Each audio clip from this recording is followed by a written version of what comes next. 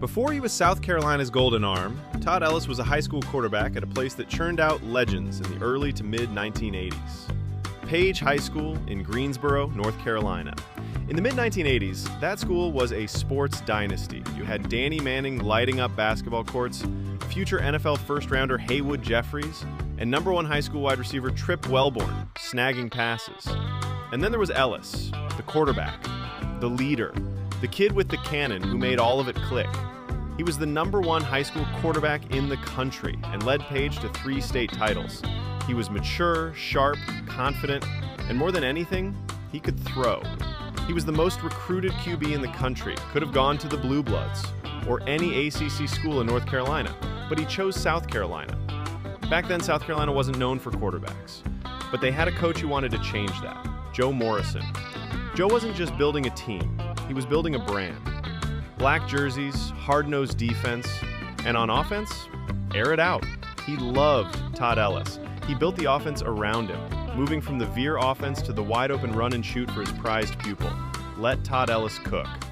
In 1986, as a freshman, Ellis passed for over 3,000 yards. At the time, that was unheard of. He set NCAA records for attempts, completions, and yards by a freshman. 20 touchdown passes. As a first-year starter, by the end of his sophomore year, he had nearly 6,000 yards. He was on pace to throw for well over 12,000 career yards. In the 1980s, that would have made him the most prolific passer in college football history. He was doing it against real competition, Miami, Georgia, Clemson, and he was doing it at a time when most teams were still running the ball 40 to 50 times a game.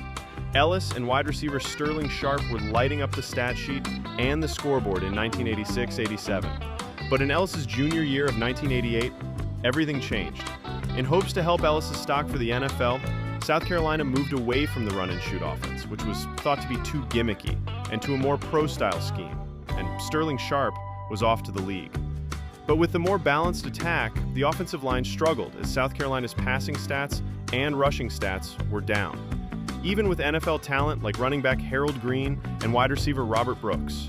But still, Todd Ellis threw for 2,223 yards, still putting him in striking distance of the NCAA's all-time Division I-A passing yardage record of 11,425 yards, held by San Diego State quarterback Todd Santos. Then in 1989, everything unraveled. First, head coach Joe Morrison died of a heart attack, which shocked the program. The coach who trusted Ellis, the guy who unleashed him, was gone overnight. And then, the NCAA started investigating the school. News of steroids and much more were running rampant. Enter new head coach Sparky Woods.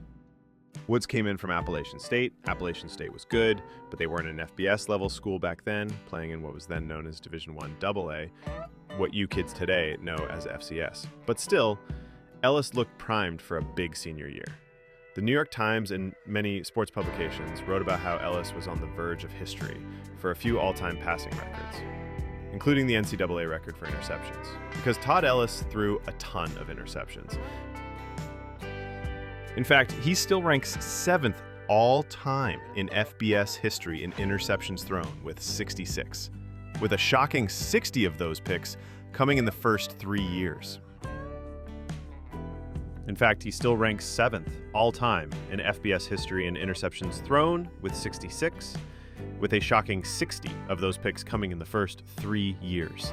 Ellis threw 22 interceptions as a freshman, 20 interceptions as a sophomore, 18 interceptions as a junior, plus a total of 7 interceptions in 2 bowl games. Remember, bowl game stats didn't count towards your career totals back then. But even then, his senior year of 1989 was off to a very good start. In the opener, the Gamecocks beat that year's ACC co-champions Duke, who were led by Hall of Fame coach Steve Spurrier. They also had wins over East Carolina, Western Carolina, a top 25 Georgia team, a Georgia Tech team who'd lay claim to the next year's national championship. South Carolina was 5-1-1, ranked in the top 25, with their only blemish being a loss to West Virginia, who nearly went undefeated the year before, and a tie to an up-and-coming Virginia Tech. But the problem was, South Carolina stopped throwing the ball under Sparky Woods. Ellis was throwing it 30 to 35 times a game his first 3 years. And after 7 games as a senior, he was only throwing it 25 times a game, killing his chances at the record. Now, the Gamecocks did have 2 future NFL draft picks at running back. Harold Green was drafted by Cincinnati in the second round after the season, and Mike Dingle was also drafted by the Bengals in the draft after that.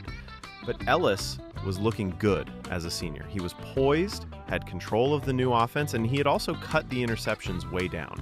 Ellis only threw 6 picks in his first 7 games, an incredible improvement over his first 3 seasons. This improvement would be what you'd expect. He was a senior QB with the most experience in the country. But unfortunately, the new play calling took the ball out of Ellis's hands as a senior, which feels like a major missed opportunity for a quarterback with All-American potential who could have written every Division 1A passing record by the time he left. And then came the NC State game, which altered not only South Carolina's season, but Todd Ellis' entire football career. The year prior, South Carolina had dominated NC State in a nationally televised ESPN Saturday night primetime game in Raleigh. This year, the Gamecocks get the Wolfpack at home, and it ended the worst way imaginable. A major knee injury for Todd Ellis, ending his college career, and effectively ended South Carolina's season, as they lost this game and 2 of their final 3. Their only win coming against an awful 1-10 UNC team. He finished with 9,519 passing yards, not counting 2 bowl games because bowl games didn't count back then. At the time, that was top 10 all time, but it should have been more, a lot more. If Ellis stays healthy in 1989, and the system stayed more aggressive the prior season, he likely clears 12,000 yards, maybe more. He would have set the bar before guys like Ty Detmer, Timmy Chang, Case Keenum, and the others, but it just wasn't meant to be. Todd Ellis was drafted by the Denver Broncos in the 9th round, back when the NFL draft had 12 rounds. And unfortunately, Ellis had a bum knee. And Denver had some guy named Elway, so Ellis never caught on in the NFL. Although he did make his mark in Columbia. But what he didn't get was the ending he earned. Still, ask anyone from that era, especially in Columbia, and they'll tell you.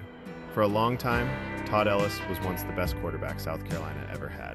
Page High School legend, state champion, record setter, could have been the face of college football's passing revolution, and all-time record holder heading into the 1990s. These days, he's the voice of the Gamecocks. Still sharp, still loyal, still in love with the game. He didn't get the yardage record, but he left a legacy. Todd Ellis.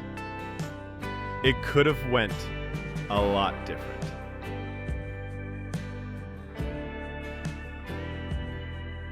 We're going to step away for now to let you enjoy an extended highlights package of all 4 seasons of Todd Ellis throwing the ball all around the field for the South Carolina Gamecocks. And we'll be back later with more college football gold.